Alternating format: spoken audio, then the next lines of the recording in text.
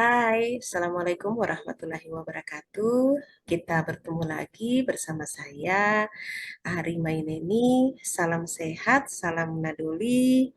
Semoga kita semua senantiasa berada dalam lindungan Allah Subhanahu wa Ta'ala. Amin.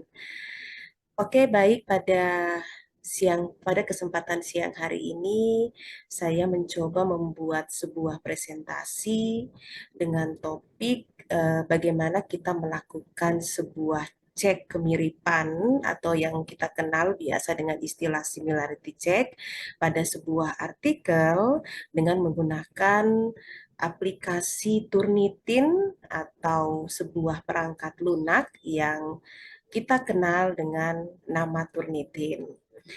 Ya, kita langsung saja pada materi ini. Saya mencoba menjelaskan bagaimana panduan membuat akun Turnitin sampai dengan bagaimana kita memasukkan dan melihat hasil dari artikel yang kita masukkan pada aplikasi Turnitin tersebut. Dan panduan ini khususnya eh, lebih terfokus pada mahasiswa ya. Jadi saya berharap mahasiswa melihat panduan tersebut, kemudian dapat melakukan secara mandiri, dan harapan saya dapat melakukan secara mandiri mulai dari memasukkan artikel sampai dengan melihat hasil dari cek plagiat atau similarity check dengan aplikasi Turnitin tersebut.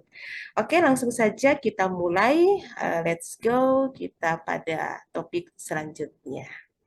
Ya, kita mulai terlebih dahulu dari pengertian similarity check. Apa sih similarity check tersebut?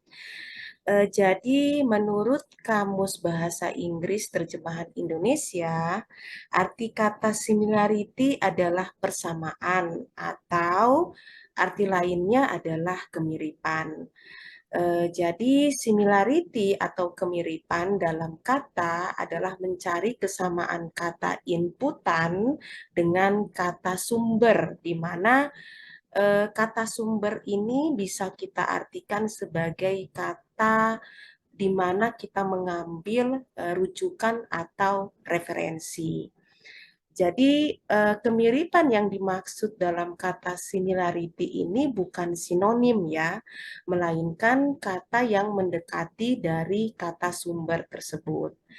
Nah, fungsi dari similarity salah satunya adalah sebagai key-tab error correction atau kita kenal sebagai koreksi kesalahan dalam sebuah pengetikan.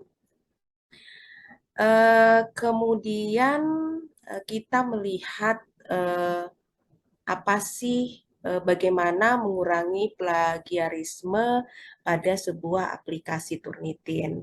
Jadi untuk kata plagiarisme saya rasa sudah pernah saya bahas pada materi sebelumnya ya. Nah, menyusun sebuah karya ilmiah jenis apapun memang tidak bisa dikatakan mudah ya.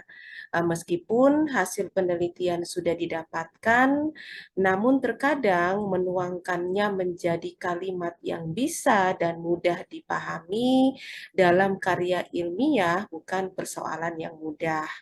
Sehingga terkadang sulitnya hasil penelitian yang dibuat oleh mahasiswa itu membutuhkan sebuah referensi. Nah, jika referensi itu kemudian hanya ditulis apa artinya referensi tersebut itu ditulis ulang menggunakan bahasa sendiri, mungkin itu bukan merupakan sebuah masalah. Namun, jika karya ilmiah lain kemudian secara mentah kalimatnya kita pakai, maka hal tersebut sudah bisa kita katakan sebagai sebuah bentuk plagiarisme. Nah, Melakukan cek plagiarisme ini sebenarnya menjadi langkah penting di dalam sebuah proses penyusunan karya ilmiah jenis apapun. Jadi secara tidak langsung apabila kita melakukannya, kita mendapatkan beberapa manfaat. Yang pertama, tentunya hal tersebut akan menghindari dari tindak kejahatan. Kita tahu sama-sama bahwa kalau kita melakukan plagiasi atau mengutip secara mentah sebuah karya orang lain, itu bisa dikatakan sebuah bentuk tindak kejahatan. Kemudian manfaat kedua, kita dapat menjaga kualitas karya ilmiah dengan baik. Kemudian selanjutnya, secara tidak langsung, kita memberikan bentuk penghargaan terhadap usaha atau karya orang lain. Dan manfaat selanjutnya dengan kita melakukan similarity check ini secara tidak langsung, kita membangun reputasi perguruan tinggi ataupun instansi dimanapun Anda melakukan sebuah karya ilmiah atau karya tulis. Nah, di sini yang pertama kita lihat indeks similarity check ya. Jadi indeks similarity check itu mensyaratkan artikel itu maksimum similarity 15%. Namun biasanya presentasi kemiripan tergantung pada institusi masing-masing ya. Jadi kalau di Poltekkes Kemenkes Palu setahu saya untuk ambang batas kemiripannya itu masih ditetapkan 20% ya. Nah, kemudian Turnitin. Nah, di sini Turnitin adalah sistem perangkat lunak berbasis web yang dapat mengidentifikasi unsur plagiasi dalam karya tulis atau karya ilmiah.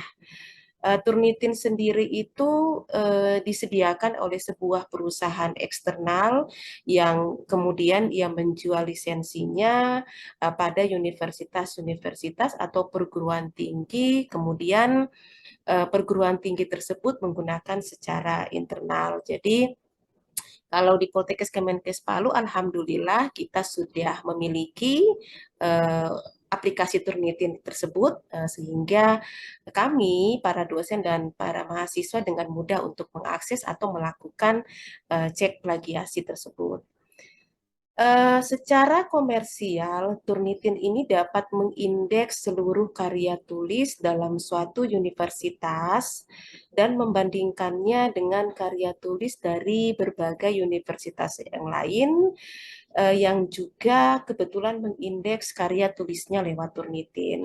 Hal inilah yang menyebabkan Turnitin ini secara tidak langsung dapat menemukan kejanggalan atau kemiripan ya, kemiripan atau kesamaan dalam sebuah kata pada artikel yang kita submit dengan artikel-artikel yang telah terpublish sebelumnya.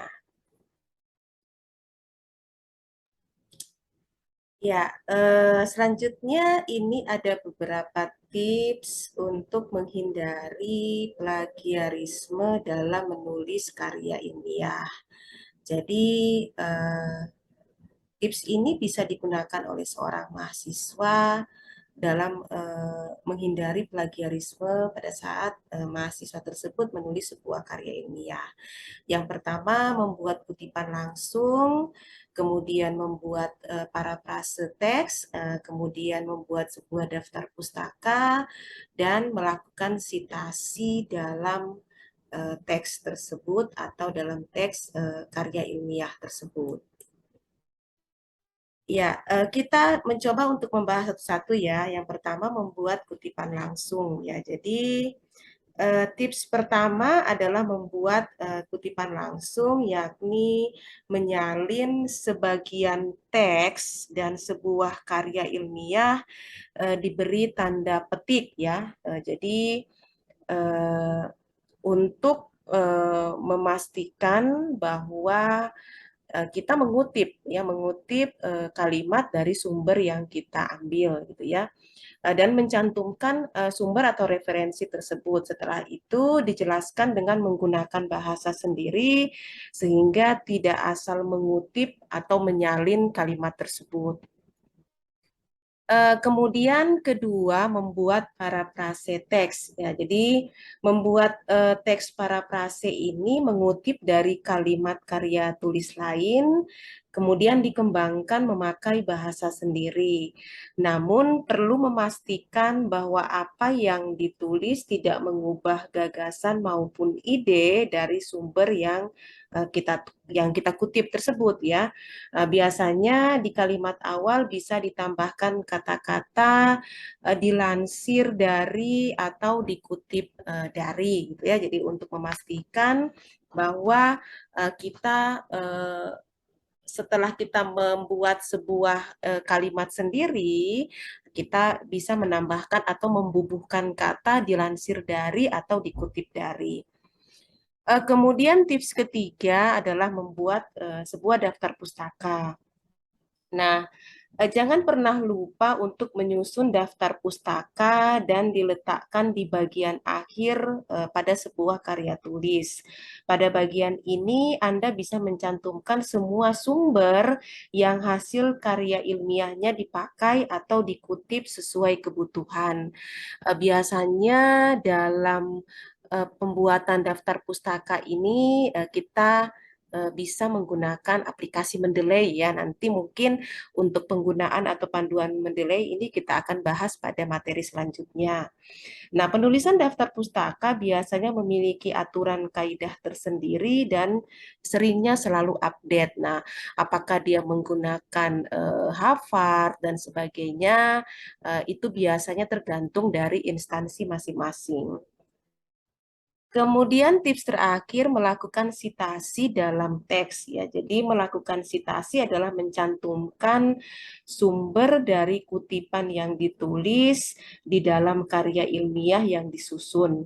Melakukan sitasi akan mencegah karya ilmiah yang dibuat terdeteksi plagiat ketika dilakukan cek plagiarisme tersebut. Oke, nah selanjutnya kita lihat manfaat menghindari dari plagiarisme itu sendiri. Jadi di sini ada 5 manfaat yang bisa kita dapatkan apabila kita menghindari tindakan plagiarisme. Yang pertama, secara tidak langsung akan membangun ketajaman dalam berpikir, kemudian mengasah kreativitas, menjadi pribadi yang jujur dan bermoral, kemudian berhasil memajukan sebuah negara dan meningkatkan kredibilitas seorang penulis ya. Iya, kita mencoba untuk membahas satu-satu ya, seperti tadi untuk cek plagiarisme. Yang pertama adalah membangun ketajaman dalam berpikir. Seorang penulis apabila ia terbiasa mencari solusi, terbiasa pula untuk menuliskan hasil penelitiannya dan data ke dalam karya ilmiah dengan bahasa yang tepat, menggunakan bahasa sendiri. Karena kebiasaan tersebut sehingga secara tidak langsung akan mengasah otak menjadi lebih baik dan tentunya akan semakin cerdas. Kemudian manfaat kedua mengasah kreativitas. Plagiat yang sudah menjadi kebiasaan, kemungkinan itu akan berpotensi untuk menumpulkan kreativitas seseorang.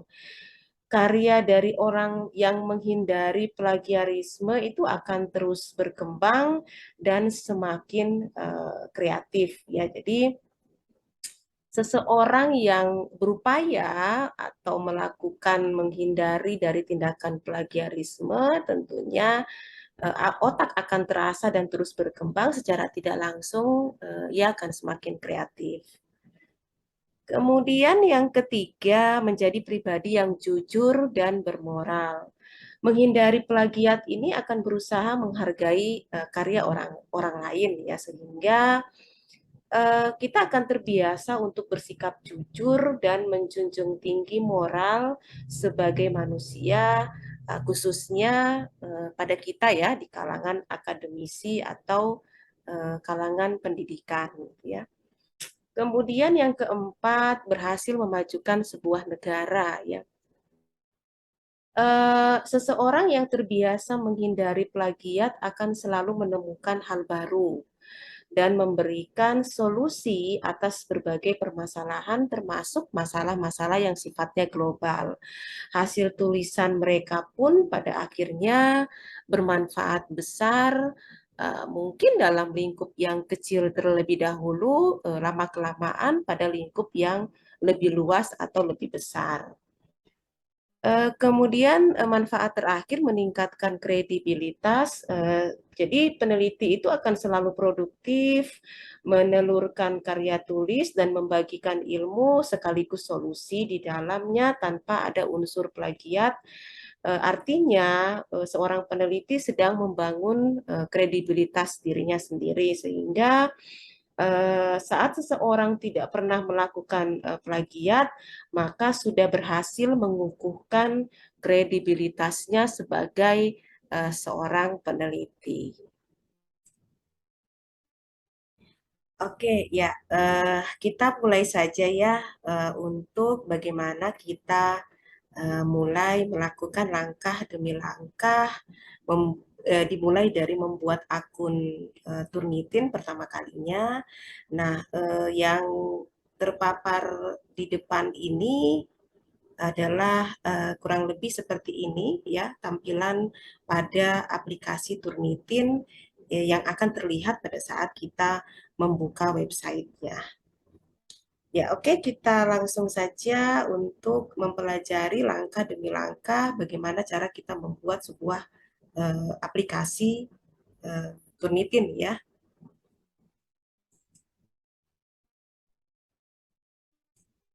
Ya, yang pertama adalah membuat akun Turnitin ya. Jadi langkah pertama silahkan nanti Anda membuka situs. Nah, ini situsnya adalah http www.turnitin.com. Jadi, kemudian setelah terbuka dengan tampilan seperti ini, kemudian kita klik yang ada tulisan create account ya.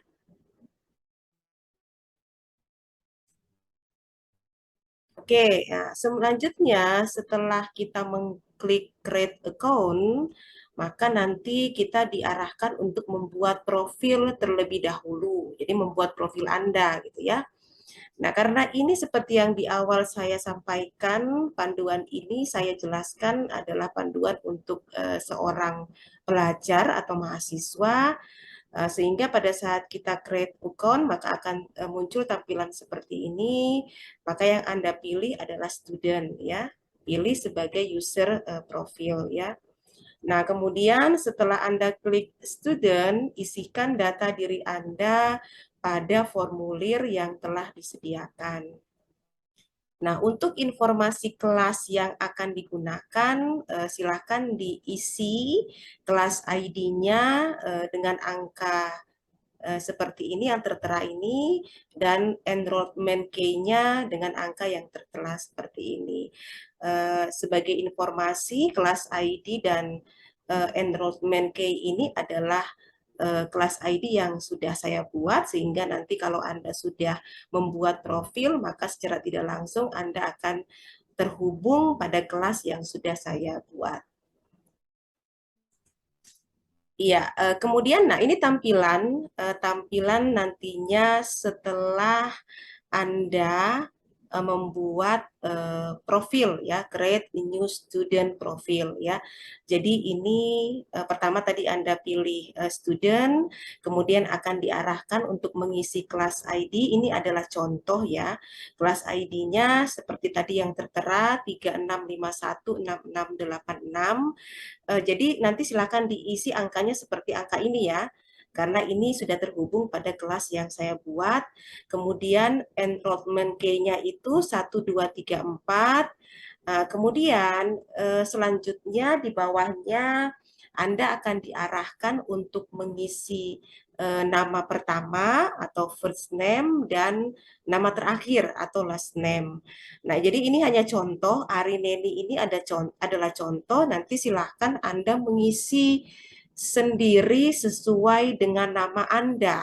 Ya, jadi saya mencontohkan Ari untuk nama pertama dan Neni untuk nama terakhir.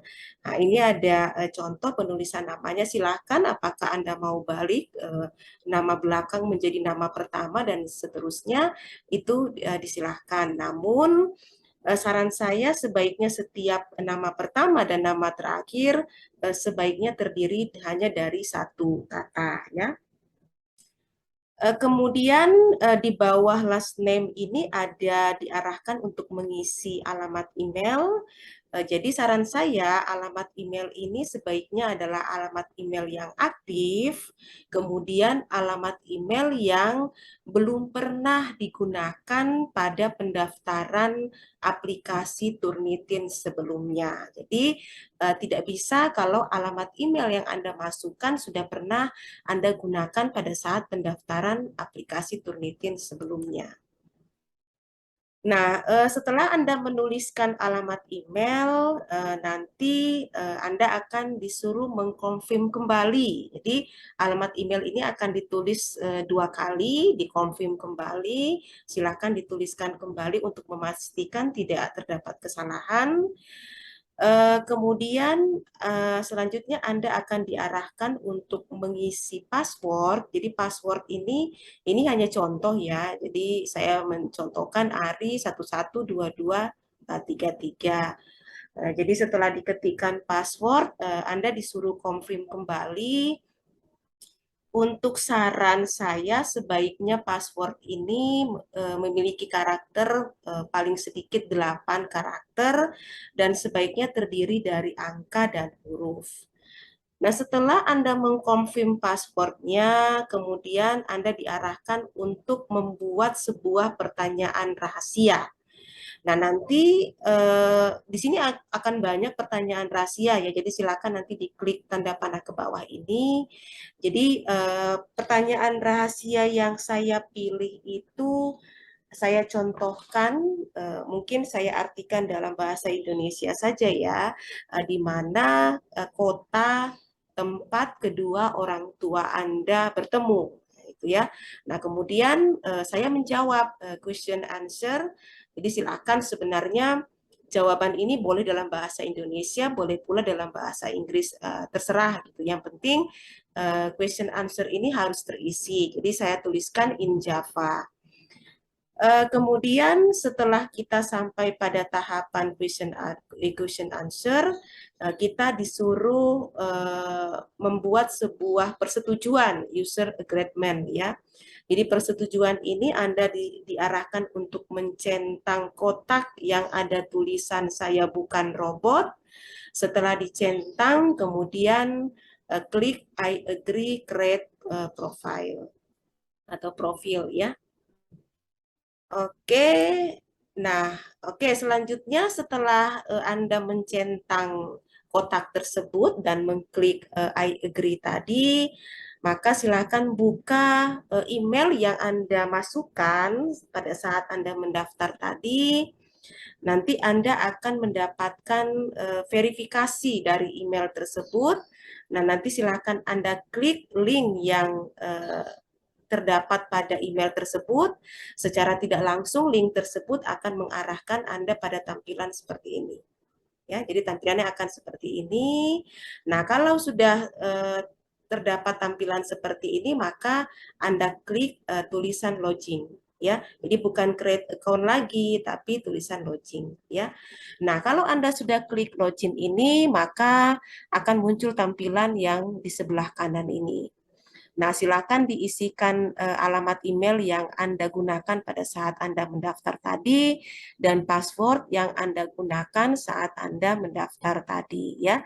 Setelah Anda isikan alamat email dan password, maka klik kotak login tersebut. Nah, setelah Anda klik kotak login secara tidak langsung, Anda akan masuk pada kelas metode penelitian 2022. Jadi ini kelas sudah saya buat dari ID kelas dan enrollment key yang Anda tuliskan tadi ya. Jadi seperti ini, kurang lebih seperti ini tampilannya, tapi nanti ini bukan nama saya ya, nanti nama Anda dan status Anda adalah sebagai student seperti ini. Jadi ini tertera ya, jadi ada kelas ID-nya seperti yang Anda masukkan tadi, kemudian nama kelasnya adalah kelas metode penelitian 2022. Instrukturnya ini adalah nama saya karena saya yang membuat kelas tersebut.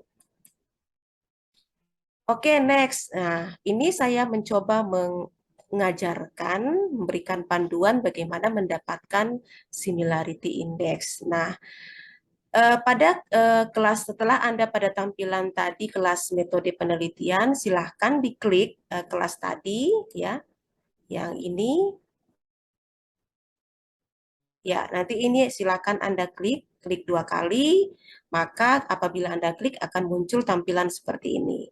Nah, di dalam kelas metode penelitian 2022 akan ada terdapat penugasan yang saya beri nama Student Assignment Group ya. Jadi seperti ini.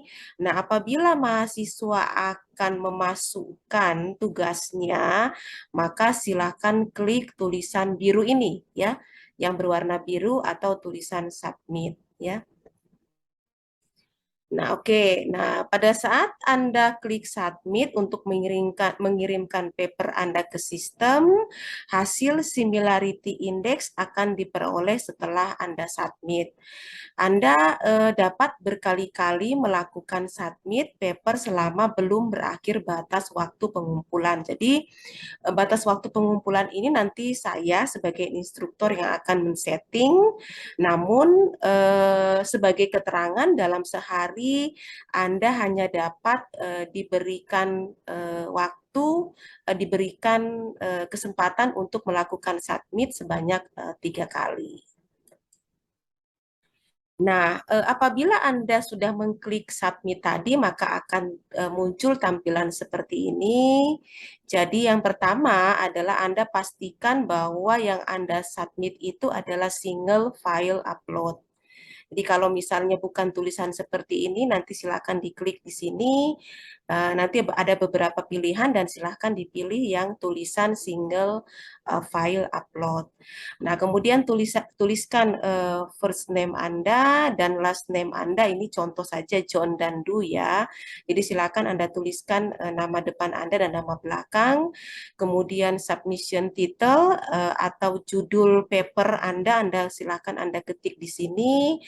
Kemudian setelah itu Anda pilih di mana paper Anda simpan. Jadi apakah Anda menyimpannya pada komputer atau laptop atau menyimpannya pada Dropbox atau menyimpannya pada Google Drive. Pada umumnya kita menyimpan pada komputer atau laptop. Jadi silakan dipilih yang pilihan choose from this computer.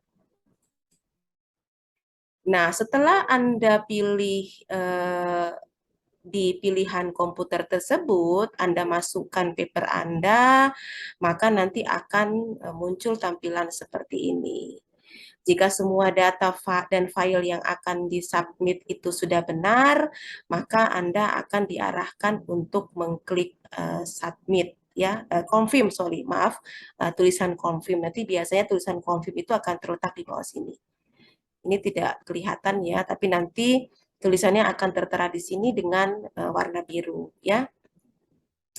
Oke, kemudian selanjutnya setelah disubmit, sistem akan menghitung secara otomatis similarity index dari paper yang Anda dimasukkan.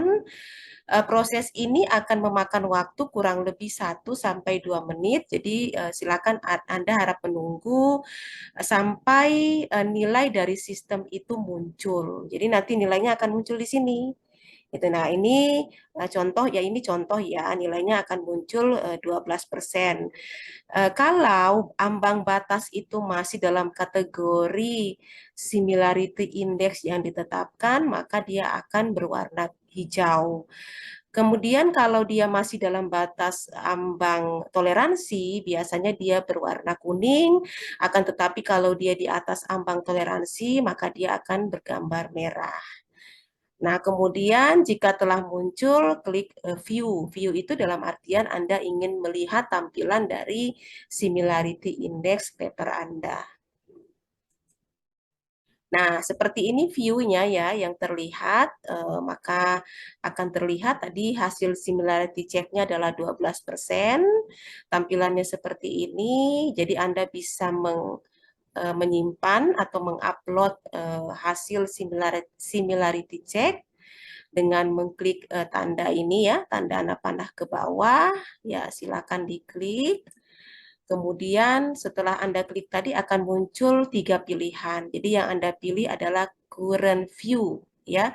Untuk mengunduh file laporan tersebut dalam bentuk PDF, klik simbol unduh pada sisi kanan halaman tersebut lalu pilih current view ya ini. Current view, maka secara otomatis similarity check Anda akan terunduh dalam bentuk PDF. Iya, baik, mungkin cukup sekian panduan. Nah, ini tampilan ya, ini tampilan secara keseluruhan setelah Anda mengunduh dalam bentuk file PDF. Jadi dari halaman cover akan tertera judul paper Anda, kemudian akan tertulis nama Anda, kemudian di akhirnya di belakang paper itu, di belakang PDF tersebut akan terlihat presentasi similarity check tersebut. Nanti di sini akan terlihat referensi-referensi yang Anda masukkan, ya. Iya, nilai similarity index itu minimal adalah kurang dari atau sama dengan 20%.